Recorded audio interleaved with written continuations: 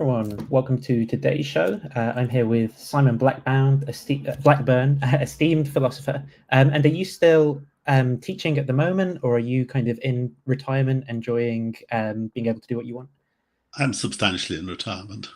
Right. I was at the age limit for Cambridge 11, 12 years ago. So I've been retired from them for a long time. I went on working in the United States for a while, and I worked at the New College of the Humanities, Anthony Grayling's outfit, for a while. Right. But now I'm doing a gig in Italy this autumn, but otherwise I'm not teaching. Right.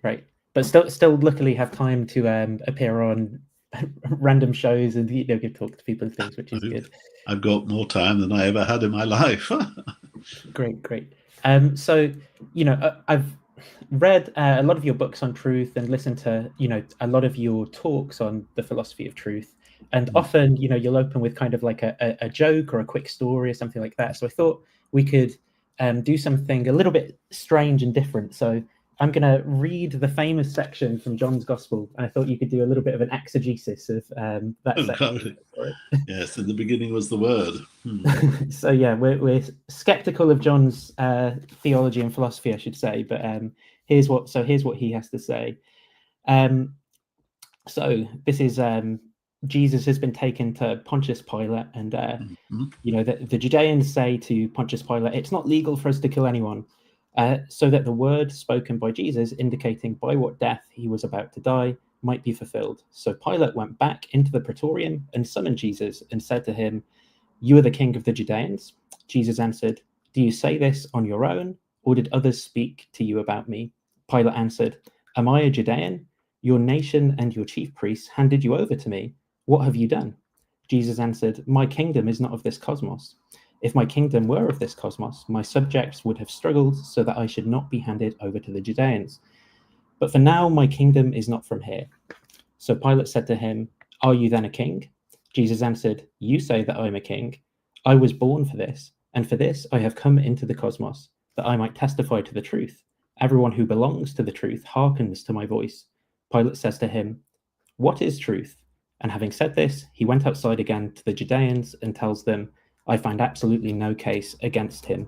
So what's your take on that? Well, Pilate's obviously confronted with something rather strange. He's got this character who seems very adept at batting away lawyers' questions or giving interpretations which you might not quite understand. So his kingdom is not of this world. Well, kingdoms are of this world. It's a strange thing to say. So Pilate, I think, registers some kind of confusion and perhaps irritation. We do get irritated with people whom we can't fully understand. Of course, it came down to England through, I think, Francis Bacon, who said, "What is truth?" said jesting Pilate, and would not stay for an answer. Now, there's no evidence in John's Gospel that Pilate was jesting. I think all the evidence is that he was doing his best. He couldn't quite understand why these Judeans were so angry with Christ. And he didn't like really the idea of the Romans trying him on any grounds. Jesus carefully said he's not setting himself up as a rival to Caesar.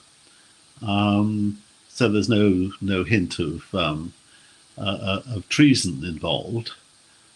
So Pilate's in a bit of a bind. And then I think he does, perhaps history might say wrongly, wash his hands of it, shrug his shoulders, say, "Look, it's your problem.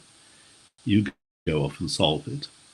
But he does lend the power of the Roman army and their horrible methods of execution to the Judeans. So for that, he's certainly to be held responsible. But I think in the story, he's perplexed. Now, when he says, "What is truth?" I think that's a bad question for reasons we might go into. But I think in the context He's just trying to say, look, I can't understand really what you're trying to get at.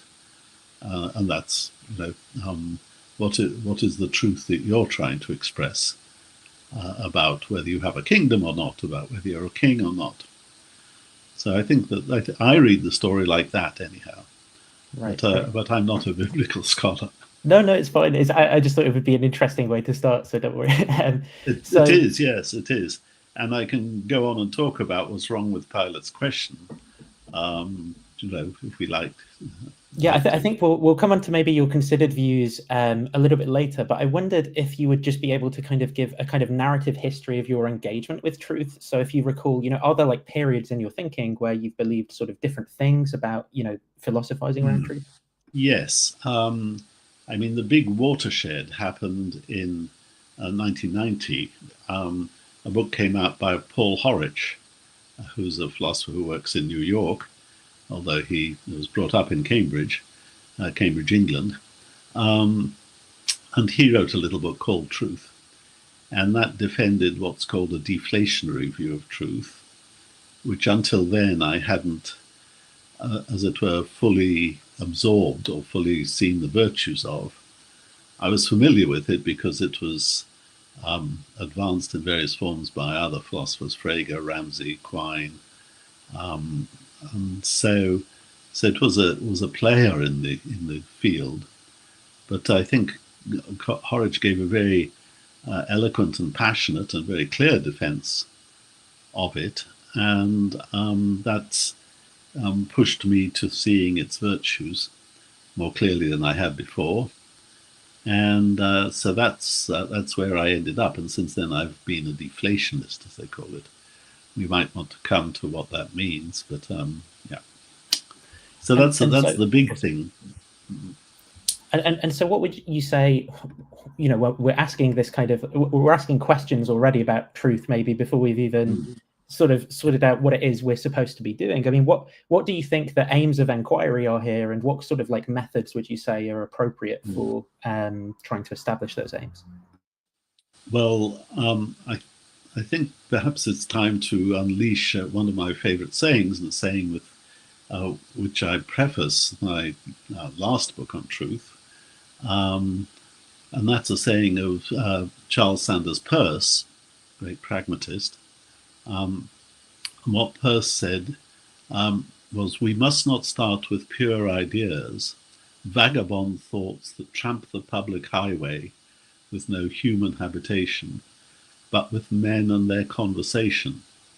Now, I think the way I interpret that is, we shouldn't start with the question, what is truth? Truth is, as a noun, truth is an abstraction. It doesn't really live with men and their conversation. It tramps the public highways with no habitation. What we do in everyday life is concern ourselves with particular issues. And to solve an issue is to know whether one or another answer to it is true or false. So we're always rubbing our nose in something that's arisen, something that's we have doubts about, something that matters to us. And then what we're doing is trying to solve it. We're trying to find the fixation of belief, as Peirce called it. You're trying to fix your belief. You don't know whether, whatever it is, Meghan Markle is an admirable person. If you need to find out an answer to that, you can. There are established ways of doing it. You can read biographies. You can trawl the newspapers, try to find a consensus, and so on and so on. There's a method of fixing your belief in that. It may fail. Maybe you can't fix your belief. You're forever going to doubt whether she's an admirable person or not. But there are ways of trying to fix your belief. So in everyday life, we have the notion of truth associated with the notion of an issue to which we need to find a solution. And it may be we're troubling our pretty heads about something we shouldn't bother about. That's an example, actually, I think, unless you're a member of the royal family. You've got no real business trying to worry about Meghan Markle's character. But people do worry about it, and if they worry about it, they need to find methods to try to allay that worry, to settle their doubts. And that's what Peirce meant by men in their conversation. That's the, as it were, the nitty-gritty. It's where you rub your nose in a particular issue. Now, what do all issues have in common? Well, not much. I mean, there are scientific issues, there are moral issues, there are historical issues, and if you just take science, I mean, there are biological issues, geological issues, physical issues, chemical issues. And each of those subject disciplines has its own way of fixing belief. If you need to know the chemical constitution of some powder in front of you, then you talk to an analytic chemist who knows the devices whereby it can be made clear. No good talking to a physicist, probably. Certainly no good talking to a historian. Certainly no good talking to somebody who's never studied the topic. So I was waiting for you to say a philosopher, but I drew back from saying that. No, but no good talking to a philosopher if you're interested in a piece of chemistry. Not qua philosopher. I mean, there are philosophers who know quite a lot about chemistry, but that's a separate expertise. That's the point. So Pilate has already, as it were, put himself on a collision course with Peirce, because he's taken the abstraction, truth, what is truth, as if he could find some umbrella that covers everything, covers inquiry in biology, physics, mathematics, whatever else it is.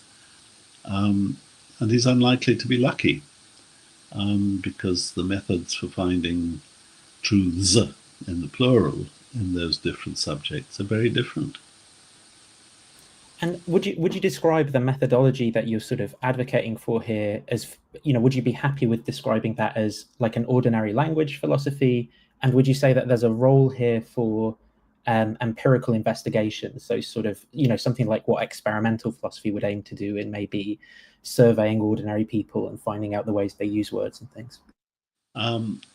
I don't see pragmatism. I mean, deflationary theory of truth is essentially pragmatism. Peirce was a pragmatist, although he didn't like the term entirely, because it had been stolen by William James, and he didn't like William James entirely.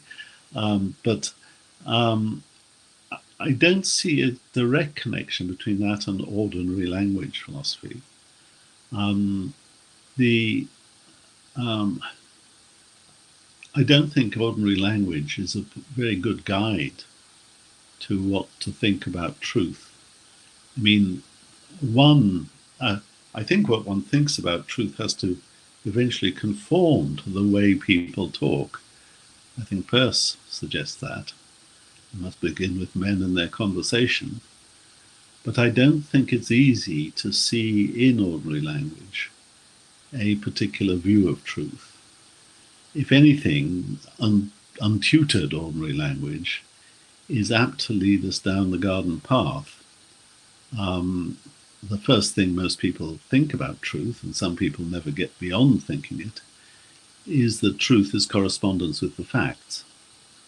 Now, that gives rise to what's sometimes called the correspondence theory of truth, and it's almost unanimously disliked in professional philosophy. That is, people don't care that ordinary people or ordinary language might say, oh, correspondence with the fact, that's great, the facts. Because a little bit of poking shows you that the notion of a fact is, if anything, a rather spurious notion, and it lives on the coattails of the notion of truth. So it doesn't give you an independent access to anything. People who think that truth is correspondence to the facts like to use the analogy of a map. A map corresponds to a landscape.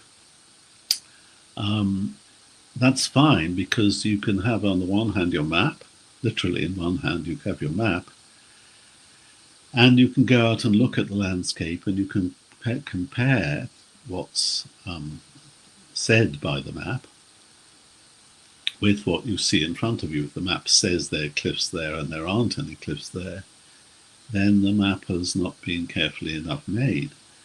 But putting your trust in the Ordnance Survey, if the map says there are cliffs there, you will believe that there are going to be cliffs there, and you'll be very surprised if there aren't any. So, so there you do have a comparison. You've got on the one hand the one thing and the other hand the other. It's like a portrait and a sitter. You can compare the portrait with the sitter. But unfortunately, with truth, it's not quite so easy, because you can have certainly a belief, and you can do something you call comparing the belief with the facts. But the facts do not interpret themselves. The problem is to find the facts, you have yourself to interpret whatever experience throws at you. And so you're back, as it were, in the domain of comparing a belief with another belief. Now, don't get me wrong, obviously there are processes of establishing facts.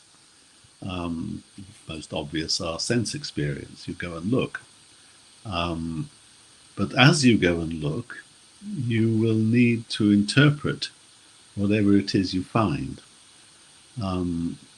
William James, another pragmatist, said that sensations by themselves are like a client that has to present his case and listen to the case described by a lawyer. The sensation is dumb in court. It's the lawyer who does the talking. Similarly, it's you who interpret whatever experience you give yourself as illustrating a certain fact about one thing or another.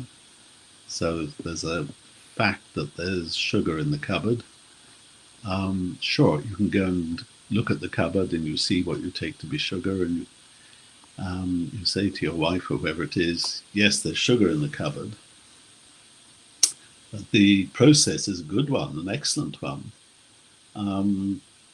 But it doesn't necessarily give you the right result. What you take to be sugar might be some other powder. I think I have myself supposed that there was sugar in the cupboard when it was actually flour that I was looking at. So again, there's a question of interpretation. And what the interpretation will be doing is itself fixing your belief, fixing a belief about what it is that's confronting you, fixing your belief about whether it's flour or sugar or whatever else it might be.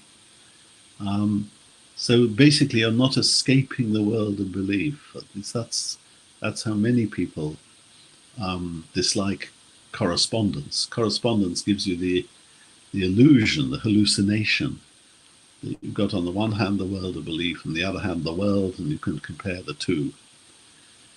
And that's not how it happens. That's giving far too naive an account of what experience offers you. Just to maybe to explore something you initially had to say about like ordinary language philosophy then a little bit, you know, the second part of that was in terms of maybe like experimental philosophy and how they might think of this. And I was thinking maybe there's a similarity in what you said about, you know, what the ordinary man on the street has to say and the way that experimental philosophers will think, you know, of an appropriate method in philosophy, which might be to, you know, first figure out what are the explananda, right? So get clear empirically, like how are words actually being used, so we're not misguided, say, by like. Do you think that is a mistaken starting point, or? No, well, I certainly agree that the starting point has to be explananda. What do we want to explain? Whether listening to what everyday people say about it is the way to go about that may be rather suspicious, maybe rather doubtful. As I say, the first line, I think, ordinary people. I don't like using that phrase, but you know, if you're talk about ordinary language, presume it's the language of ordinary peoples. If you listen to the first thing that ordinary people say about truth, it's going to be something about correspondence with the facts. And I think that's already leading us up the garden path. Well, this is where I think it could be interesting, right? So I've got a friend who's very into experimental philosophy, and similar to you there, he gets very upset when people say, ordinary people or the folk. He tends to prefer like non-philosophers. But, even in cases like that, he says, often our intuitions can be like, our intuitions as philosophers can be very mistaken about what it is even ordinary people would say. Like say in moral realism, people might say, oh, the common view is to be a moral realist, or the common view is correspondence. But sometimes even you find that, as you empirically investigate this, that non-philosophers don't even have like a kind of like consistent theory about what they would say that would make sense to a philosopher or something.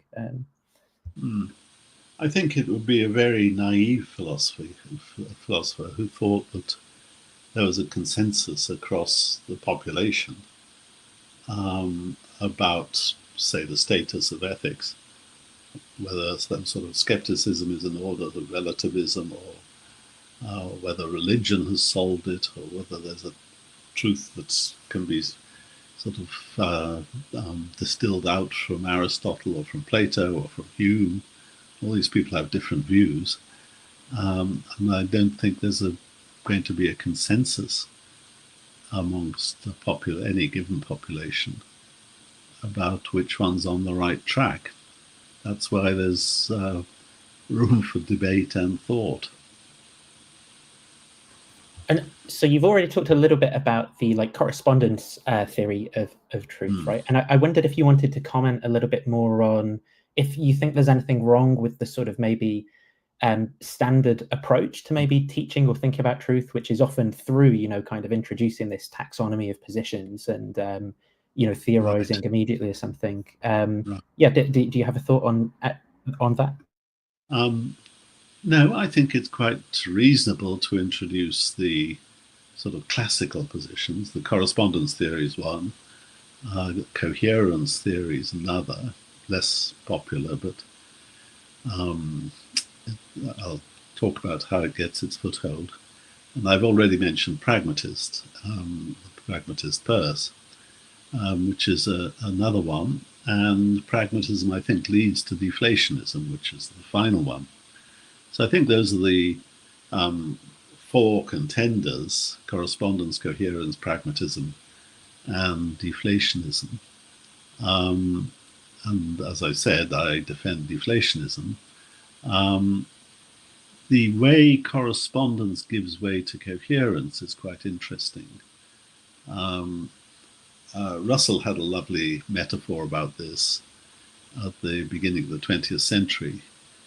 He said that the Oxford idealists, that's people following Hegel, notably to Bradley, Joachim, the various others, they thought that the truth was like a pot of treacle. You can't separate it into bits. It's not. They're not discrete items which are true. Russell thought that this was wrong. He thought that they are discrete sentences. Each sentence corresponded with its own fact, and these were atomic. It became known as logical atomism, especially in the hands of the early Wittgenstein. But the later Wittgenstein became a deflationist. The view of the coherence theory of truth was that you can't ask for separate truths. You've got to think of the whole truth, nothing but the truth. Now, the strength of that is, if you think of a theory, take, say, the theory of arithmetic. You could write out axioms for it. But you can't sensibly say, look, I'm not interested in 2 + 2 = 4. I'm only interested in 2 + 3. You can't split the the thing that an arithmetician knows into individual lumps of knowledge, individual atoms of knowledge, which bear no integral relationship with each other. You've got to learn the system. So the coherence theory of truth stresses the system. It thinks that what's wrong with the correspondence theory is that the correspondence theorist goes about thinking that to each individual sentence there's an individual fact, and the sentences that don't necessarily hang together. It's a question of finding the fact that is purported to hold if you use a particular sentence. The stress on theory, I think, was a good one. Most philosophers recognize that there's something right about thinking that you can't split mathematics up into individual truths, some of which you might have, others of which you might not have. You either know the system or you don't. Similarly, in, say, physics, you can't really know what an atom is unless you know a lot of things about what an electron is, what a neutron is, what a proton is, and whatever else theoretical physics have come up with at any time. Again, there's a cluster, there's a whole pot of treacle there, and you've got to get into it bit at a time. But while you've only got the bits, you haven't yet got the whole. You haven't yet got what you're looking for. So the coherence theorists stress coherence. They can stress the way in which you've got to see things as hanging together. But then they, I think, overshot themselves, and they said, well, if you've got, as it were, the maximally coherent system, you've got a system into which everything fits, that's going to be the truth. And that sounds, on the face of it, untrue. Because can't you have maximally coherent stories which are false? Historians can tell extremely long, coherent stories about a period in history, say, but they may have got quite a lot of it wrong. There's no guarantee that the story a particular historian tells is true because it's coherent. Maybe its coherence is derived from missing something out. So coherence theorists recognized they had to move towards an idea of ideal coherence or completeness as well as coherence. And then the story becomes that if you've got a complete and coherent system, then that's the truth. And there may be an element, again, of truth in this. It's not a foolish view. It was peddled, I think, the last British philosopher who was really keen on it was probably Robert George Collingwood. But it had lots and lots of believers in the 19th and early 20th century. The Cambridge philosopher with the wonderful name of John Ellis MacTaggart believed in a coherence theory of truth. It often turned out to have a sort of religious fervor about it, because it was thought that the ideal theory would be known only to God. It was what they sometimes called the absolute, the total theory. And again, there's something right about it. All these theories pick up on something. I don't think it serves as a definition of truth. I don't think it's necessary. But I do think it tells us something about theories and about the nature of inquiry, which is worth putting in our arsenal.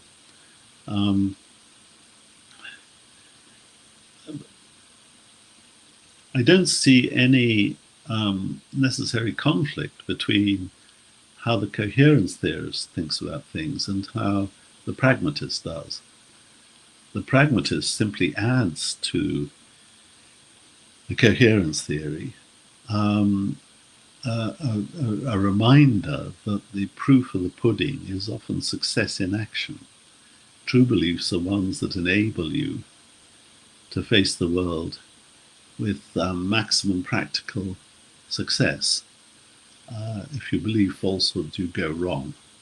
If you don't believe falsehoods, if you can keep your theories free of an infection of falsehood, then you're much more likely to have a successful theory, one which enables you to predict things, one which enables you to control things. So your actions are much more likely to be successful. And of course, we all know that in everyday life.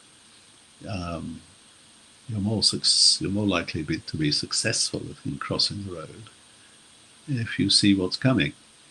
If you shut your eyes so you don't attain beliefs about what's coming, your chance of crossing the road successfully may be vanishingly small. So it's obvious in everyday life.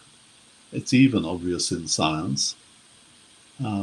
Just because science proceeds by methods of trial and error, trying theories out, seeing what works, seeing what doesn't. If you're in possession of a later science, you're more likely to be successful than if you're only in possession of an earlier science. Science works by improvement. And this is the thing that pragmatists seized upon. Peirce and James said that really, when we think about truth, we shouldn't be thinking about an end point, the truth, capital T. We should be thinking about the processes of winnowing out the truth, the processes that lead to improvement in theory. And scientific progress is one of those. It's the glory of the last 5 centuries. And it has proceeded by trial and error, by what Karl Popper called conjectures and refutations. You advance a theory, you find sharp edges, bits where it doesn't fit, anomalies as they're sometimes called. You try and clear them away, you use more complex hypotheses, you add to your stock of knowledge, and eventually you get something which works better. And that's the way science improves.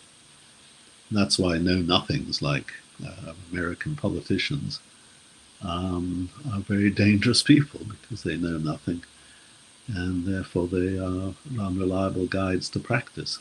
I have a more focused question about that coming up later to look forward to, but I was wondering then, kind of following on then from, you included the deflationary theory amongst these kind of like, 3 taxonomic classifications. What are your considered views on truth then? You already mentioned this word deflationism or deflationary theory. What is that, and is there anything else in your view that you think is required? Yeah. Well, the deflationary theory, it used to be called the redundancy theory. And that's a pity, because it doesn't say that truth is redundant. What it says is this, and this starts with, I think the first real redundancy theorist was probably Frege, a German logician of the end of the 19th century. And then it was taken up by the great Cambridge genius Frank Ramsey, Wittgenstein, lots and lots of people since. The redundancy theory just starts with an observation. If I say something and I preface this with "it's true that," so I say the cat sat on the mat, and then I say it's true that the cat sat on the mat. The second saying adds nothing to the first. That hence the redundancy issue. Because by advancing it, I've already advanced it as true, so making it explicit is not, as it were, changing things. Now, of course, it's a bit tricky because I might at some stage in a conversation not be advancing things as true. I might be, think of a silly example. The cat sat on the mat. Well, it's a silly example, but then so's it's true that the cat sat on the mat. The point remains that the addition of it's true that is not changing the subject. It's not giving us a second order subject. There is the issue of whether the cat sat on the mat, but then there's also the issue of whether it's true that the cat sat on the mat. That's just not how it works. The issue is whether it's true that the cat sat on the mat. And any time you're investigating whether somebody's got something right, you're taking what they said and deciding whether you believe that, deciding whether that's something to be believed. So this is very puzzling, because if it's true that worked a bit like, it's in the encyclopedia that, well, it'd be one thing whether, I don't know, the world is round, and in principle a quite different thing whether it's in the encyclopedia that the world is round. To find out whether something's in an encyclopedia, you go and look at the words. To find out whether the world is round, you better do some navigation and geometry and cosmology. So it's true that doesn't introduce this sort of separate meta topic, a topic about the first topic. It's simply, Peter Strawson, a very good stylist, said, it's a bit like saying ditto, or that goes for me too. So I say, Sir Keir Starmer is a very boring speaker, and you say, oh, that goes for me too. Or you could say that's true, or you could just repeat what I've said. Yeah, Sir Keir Starmer is a really boring speaker, we're on the same page. We're saying the same thing, and it doesn't matter whether you use the word true or not. You could excise it. Now, what's the significance of that? Well, as I say, the first generation of people who worried about that were known as the redundancy. They knew it as the redundancy theory, because the core of it is that it's redundant to mention the notion of truth. But it was rapidly pointed out that that's only so if, as it were, you've identified the proposition or belief in question. You've got the issue straight. So for an issue, yes, it makes no difference whether you say, so Keir Starmer is a boring speaker, or that's true, or ditto, that goes for me, yes. All those ways of agreeing with it, allying yourself with the belief that was expressed. But often it's more complicated than that, because we don't know what we're talking about in the following sense. You say, was Einstein a great physicist? And I say, yes, he was absolutely amazing. Everything he said was true. Now, what have I done there? I haven't given you the issues that Einstein had an opinion about. I haven't given you a list of his discoveries, or a list of his claims. I've just told you everything he said was true, but I haven't told you what it was. And in that context, you can't get rid of the word true. I can't, as it were, short circuit that and say everything he said. That doesn't give you a proposition, it just gives you a noun phrase. I've got to have the predicate is true, or everything he said is not true. Everything Trump says is not true. That's not a bad bad insight into contemporary politics. But I don't tell you what he said. So we can't do without the notion of truth. We need the predicate for some purpose or other.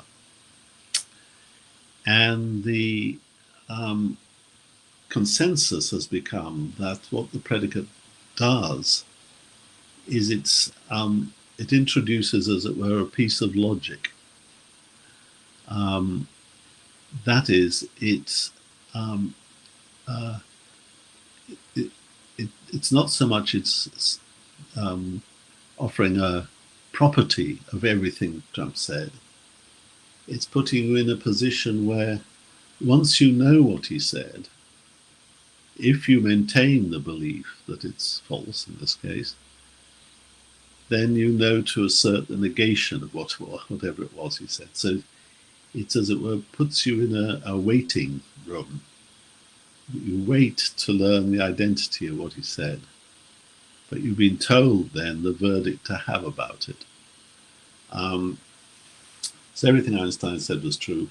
Go and look at Einstein's discoveries, and you'll find, that Brownian motion is as he said it was, that space-time dilates as he described in the special theory, or that gravitation works in the way he said it did in the general theory of relativity. So what I'm giving you is a license to be confident about the issues about which Einstein said something, or a license to be skeptical about the issues about which Donald Trump said something. And this can be spelled out. It's a welcome addition to the deflationist's armory, because it gives him an explanation. It's always nice to have an explanation of something, of why the term survives and why we seem to need it. In a certain kind of world, we wouldn't need it. That world would be one in which there was only a finite number of things to say, so you could have a list of them, and in which you could separate out different lists. One would be the list of things that Trump said, and instead of saying all those are true, you can just conjoin them. You say, what is it? Tariffs are a good thing, and the governor of California is a madman, and Elon Musk is not the person I thought he was, and. You could list those things in a finite world with knowledge of what people said and the sentences you want to endorse. You can just list the sentences, put them out there, put ands between them, and that gives you the big conjunction. And that big conjunction is something you're being told is true. You're being told that you can believe everything that's in that big conjunction. That's the end of it. But of course, we don't live in a finite world. We have to refer to things in the way I just said. Everything Trump said, everything whatever, everything the newspapers say is false. But I don't tell you, I don't know what the newspapers say, but I'm giving you a hypothesis about them. Would you be happy with this as a approximate characterization of some of what you just said then? So something like that, if you just kind of like look at sentences containing truth, it seems to take on the grammar of like a property that you might ascribe to object or something. Exactly. And so you can be misled to thinking that way, but it plays this role conversationally of, telling us kind of like where we stand with respect to a disagreement or giving license to someone. So is that approximately it? I think that's a very good summary. That's exactly right. It directs us away from looking at a property that all truths share, and directs us towards looking at the individual issues. So if you well, I won't give another example, but I mean, you see the point. Yeah. And I wonder, actually, do you think that there are other words that are sort of similarly transparent to truth and maybe have like a similar kind of role? You know, because it's very common for people to say, introduce words like objective, for example, in a disagreement, or even say, I don't know if you're familiar with like phenomenal conservatism, but sometimes people will kind of bottom out a disagreement by saying, well, I'm a phenomenal conservative, so it seems to me that it's this way, and that's sort of supposed to just be like a sort of stopper in the conversation that almost can't be challenged or something. I've never heard of that. I'm glad I don't know any. I mean,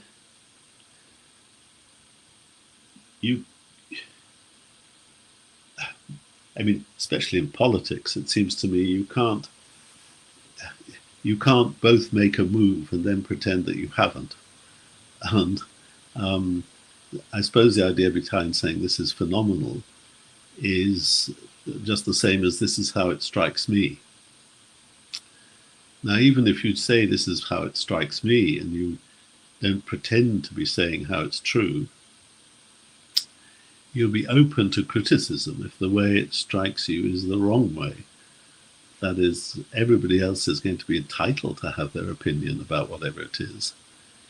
And if they think that you're wrong, it's a very feeble defense to say, oh, well, that's how I see it. There may be issues which are, in a sense, perspectival. They look different from one perspective or another. And there may be something right about saying, this is my perspective. This is particularly true, I think, when we come to sort of de gustibus non est disputandum, issues of taste, perhaps art criticism, some kinds of art criticism, where how it strikes you may be the most interesting thing. You're not trying to legislate for everyone. You're perfectly happy with the subjectivity of taste, and in that context, this is it strikes me. I might go around an art gallery and say to my wife, it strikes me, or with the I might just make the assertion, but with the obvious intention just to express my own reaction. I sometimes think Rembrandt's a bit fussy, and she might say yes or no, but a proper art critic might come on and say that's a silly judgment, and I can't retreat by saying, well, it's how it strikes me, because his next move would be to say, well, that's because you're a fool. The issue about whether Rembrandt's a bit fussy goes back to the unsolved pile. So I wonder here then as well, in terms of, talked a lot about belief and sort of painted pictures in the kind of stories where we're explaining how truth functions, of people perceiving things and sort of saying sentences about things. I wonder, in your view, is there a semantic thesis behind, that's required to sort of hold the views of truth that you have? And are sort of like representations required for this belief talk to make sense of things, just in terms of like the auxiliary commitments, I suppose, around the theory? And I think your internet may have cut out. Oh, there we go. You're back. Your internet cut out for a second there. Sorry. Okay. I think this has been mishandled. It becomes a big issue.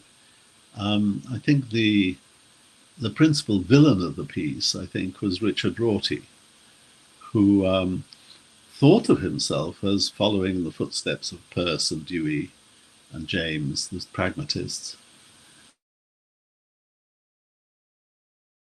on a riff of his own and started a campaign against the use of the term true, as if talking of truth was somehow claiming an authority which, you know, he didn't really want to allow people. In his sort of powerful, but I think completely wrong-headed writings, he sort of, what's that, what a friend of mine calls his slash and burn writings. He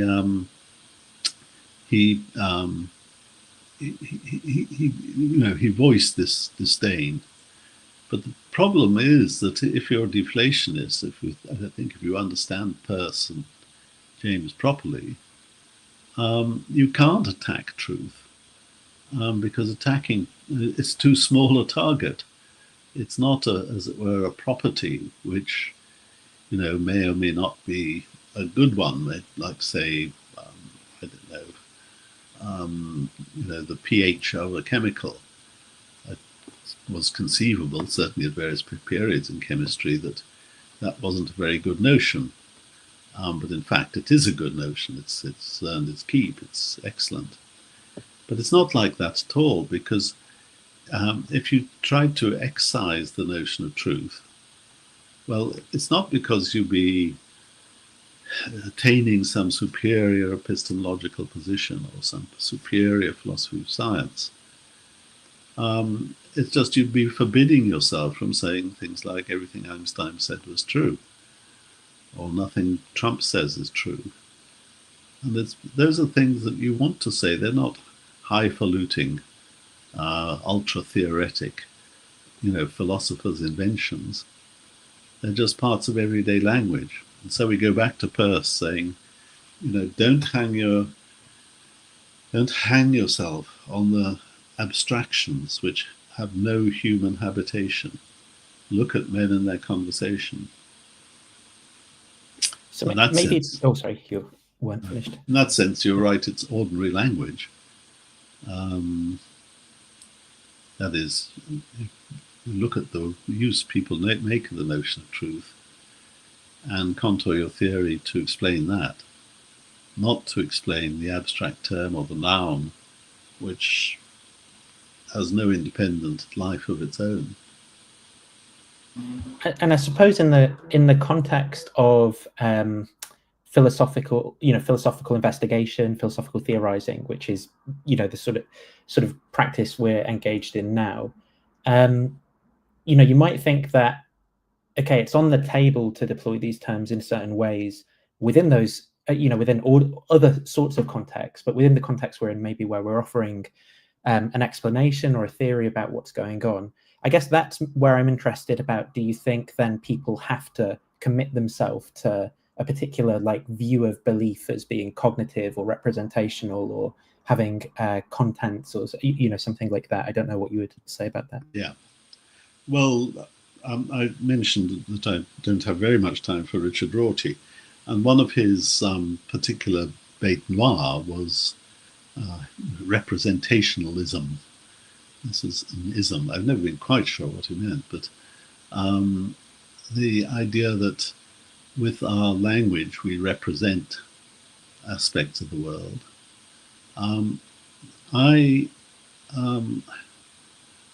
I've never seen that as a sensible target. I mean, my response would be, well, of course we do. You know, if my wife comes home and says, how are the children this morning? And I say, oh, they were very bad-tempered. I put them in front of the television. I'm representing, truly or falsely, how the children were this morning. I mean, you know, represent is a perfectly good word, which has a perfectly good place in our vocabularies. It's more obvious when you go back to the analogy or potential disanalogy, but generate the example of mapping. You know, it's just obvious that an Ordnance Survey map represents where the church is. It represents the direction the river is flowing. It represents the contours. So you can see by looking at the map whether you're going to be going uphill or downhill. All these things are things it represents. saying that it doesn't represent because you think represent has a particular philosophical sort of overtone is just a mistake. It does represent the everyday use of the word triumphs. So I always thought there was something askew about Rorty's campaign, both against the notion of truth and against the notion of representation. Now, of course, as we've seen, we may not think that representation gives us as much of a key to the notion of truth as we might have hoped. That's like what we said about correspondence with the facts. That's nothing wrong with saying that truth is correspondence with the fact, but there's nothing very helpful about it either. That's why it's not a theory, not a good theory. And the same may be true if you substituted represents the facts. So in that sense, sure, be suspicious of the amount of insight that you're getting from the notion of representation. But it seems to me hubris, a sort of mistake to think we can just wave a philosophical wand and banish it. Philosophers don't have that much power. But perhaps maybe rather than criticism of representation coming from like a prescriptivist view or something, where it would be kind of saying to non-philosophers, you should abandon talk of representations. Maybe I wonder what you would think of the concern sort of in our explanatory theories or something, that there's something fishy going on here. So and the fishiness would maybe be, in these cases like maps, for example, you can specify the medium in which the representation takes place and the nature of the resemblance to, the territory that it resembles. And, a worry with correspondence is, that idea you can't take your mind off and stand side on and kind of look at those relations. And maybe there's a similar worry with representation, that you sort of, you can't really specify the medium or the nature of the resemblance very well. So maybe there's something else going on. Do you think that that's an illegitimate sort of framing of the problem? No, I think that's a line of approach. I think if you were wanting to defend Richard Rorty, and there are other people who've said similar things, important philosophers, Michael Williams, Hugh Price, who was my successor in the Bertrand Russell chair at Cambridge.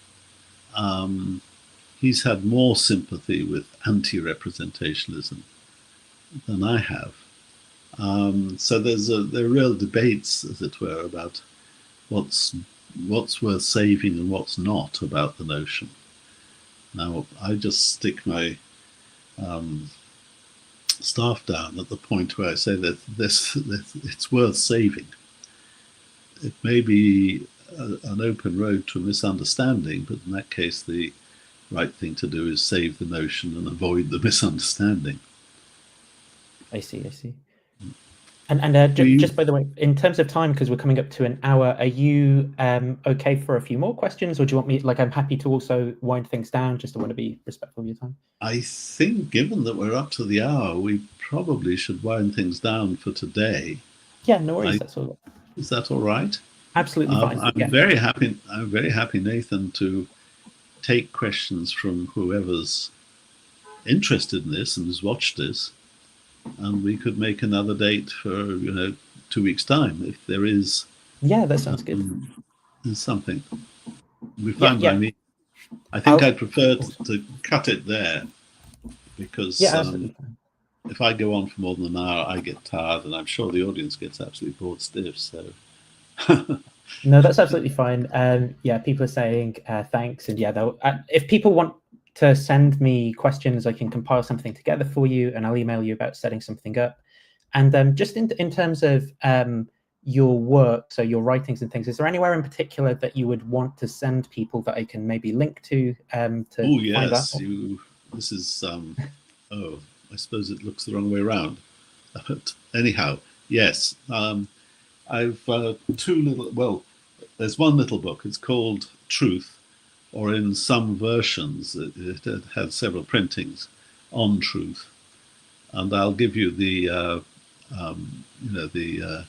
data for that. It's a very little paperback, but it covers the ground we've been covering today.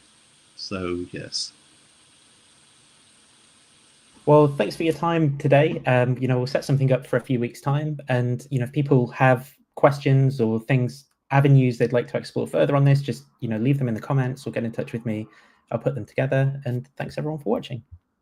Okay, thank you very much.